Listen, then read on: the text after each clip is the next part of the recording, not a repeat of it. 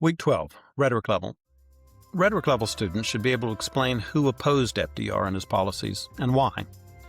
Conservatives were understandably opposed to big spending programs and agencies that the Supreme Court kept striking down. But FDR didn't move far enough or fast enough to satisfy all Americans. Disgruntled veterans and union members were particularly unhappy with him.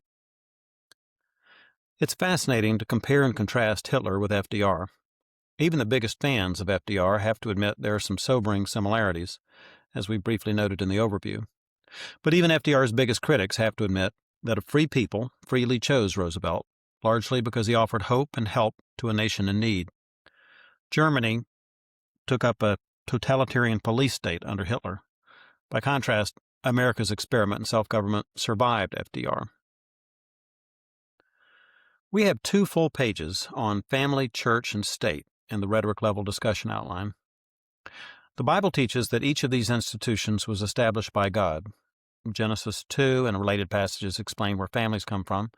Romans 13 tells how all government authorities are established by God, and much of the New Testament explains the special mission of the church. Church, state, and family each have important God-given roles.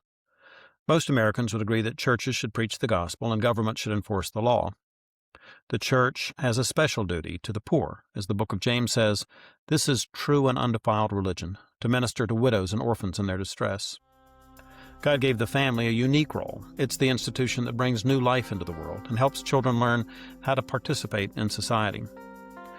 When each of these 3 institutions does its own job and respects the role of the other, faith, life, and liberty can all flourish.